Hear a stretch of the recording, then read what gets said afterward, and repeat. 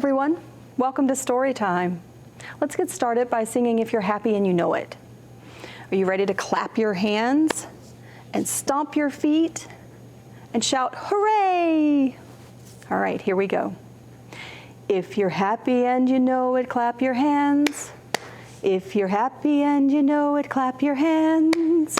If you're happy and you know it, then your face will surely show it. If you're happy and you know it, clap your hands. All right, you ready with your feet? If you're happy and you know it, stomp your feet. If you're happy and you know it, stomp your feet. If you're happy and you know it, then your face will surely show it. If you're happy and you know it, stomp your feet. Last time, shout hooray. If you're happy and you know it, shout hooray, hooray. If you're happy and you know it, shout hooray, hooray. If you're happy and you know it, then your face will surely show it. If you're happy and you know it, shout hooray, hooray. Good job. All right. So the stories that I have to share with you today are all about opposite words. And you may wonder what an opposite word is. So think about something that might be really, really small, like a mouse, or something, and then something that's really, really big, like an elephant. If the mouse is small and the elephant is big, small and big are opposites. And I bet you can think of some other opposite words too. In my very first book, Ernest, the Moose Who Doesn't Fit, by Rayner, the moose is very, very big, and he's got a little friend who is very, very small. And let's read about these opposites. Ernest is a rather large moose. He is so large that he can't fit inside this book. Luckily, Ernest is also a very determined moose. He's not going to give up easily. He struggles to shimmy, shift, and shuffle in forward. He tries to squidge, squodge, and squeeze in backward. So forward and backward are two good opposite words. Ernest's middle fits in easily. But what about the rest of him? Ernest is very disappointed. This book is just too small for him. Or is it? Ernest's little friend has a big idea. She fetches some masking tape, and Ernest collects some paper. Together, they carefully crinkle, crumple, and stick. They are busy for a very long time. Finally, they are finished. Ernest may be a rather large moose, but now he has a rather large book, and he fits in perfectly. The end. So we had some nice opposite words in that book, like large and small, and forward and back. And I have a song about things that are big and little, and high and low, or short and tall, and fast and slow, and yes and no. And my song goes like this. This is big, big, big. This is small, small, small. This is short, short, short. This is tall, tall, tall. This is fast, fast, fast. This is slow, slow, slow.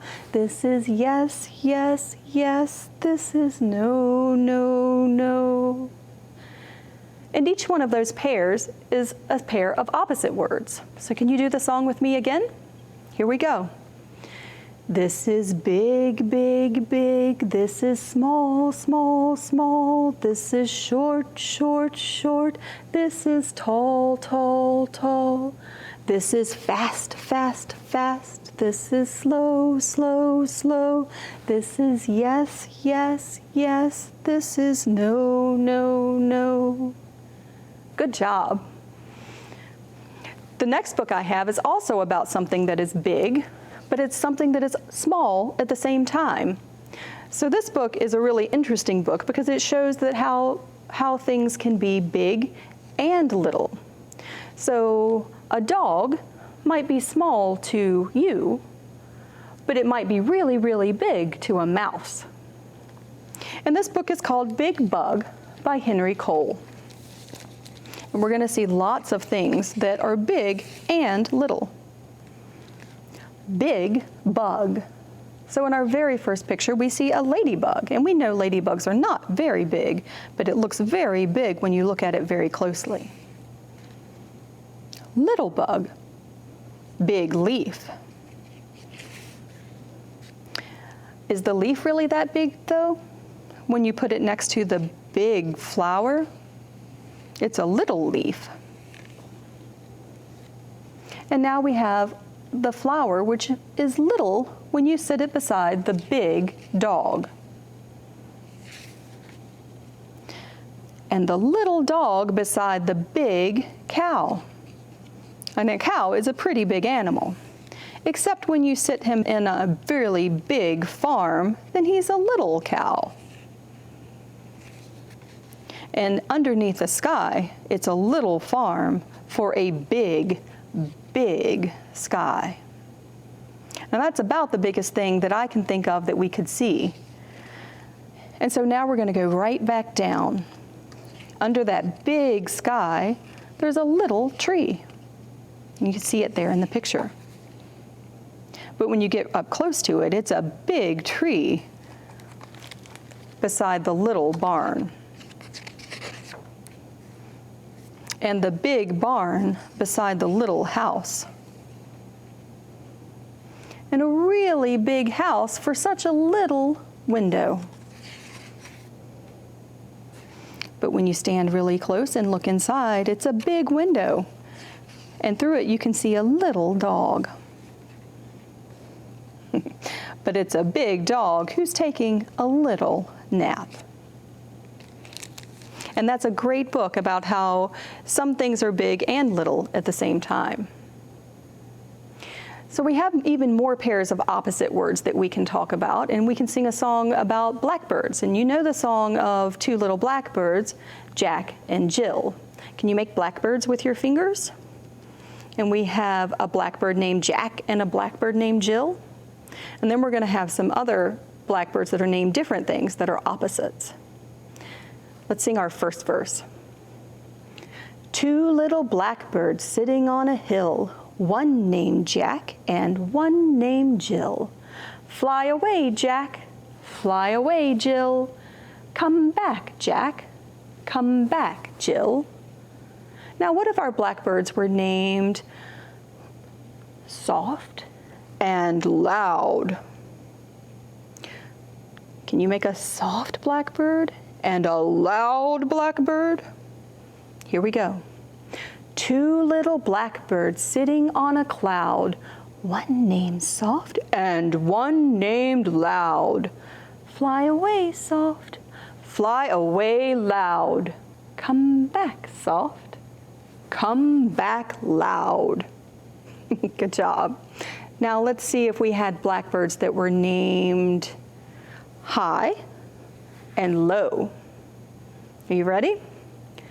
Two little blackbirds sitting in a row, one named High and one named Low. Fly away, High, fly away, Low. Come back, High, come back, Low. And our very last word pair will be fast and slow. Let's get your blackbirds together. And one can be really, really fast, and one is going to be very, very slow. Are you ready? Here we go. Two little blackbirds sitting in a row, one named fast and one named slow. Fly away fast, fly away slow. Come back fast, come back slow. Good job. And our very last book that we have to read today is a book called So Far Up by Susanne Strasser. And what would be the opposite of up? If you climb up a ladder on a slide, then you're going to slide down the slide, right? And up and down are opposites. Let's see what happens in this book. Yummy. A cake. Bear is hungry. But the cake is so far up, and Bear is so far down. Along comes Pig. Whoop! Pig jumps onto Bear, but the cake is so far up, and Pig and Bear are so far down. Along comes Dog. Hop! Dog jumps onto Pig, but the cake is so far up, and Dog and Pig and Bear are so far down. Along comes Rabbit. Hippity hop! Rabbit jumps onto Dog, but the cake is so far up, and Rabbit and Dog and Pig and Bear are so far down. Along comes Hen. Flip, flip, flap! Hen jumps onto Rabbit, but the cake is so far up, and Hen and Rabbit and Dog and Pig and Bear are so far down. Along comes Frog. You think he's gonna make it? Boing-a-boing! Frog jumps onto Hen, but the cake is still so far up, and Frog and Hen and Rabbit and Dog and Pig and Bear are still so far down. Along comes a child who takes the cake. Ha! Whoosh! The child shuts the window. Look, all the animals went down. And opens the door. Cake for everybody. Yummy. Is that what you thought would happen when he shut the window? Right, that's the last book I have to share for Storytime. I'm really glad that you had Storytime with me today. We'll see you next time. Thanks.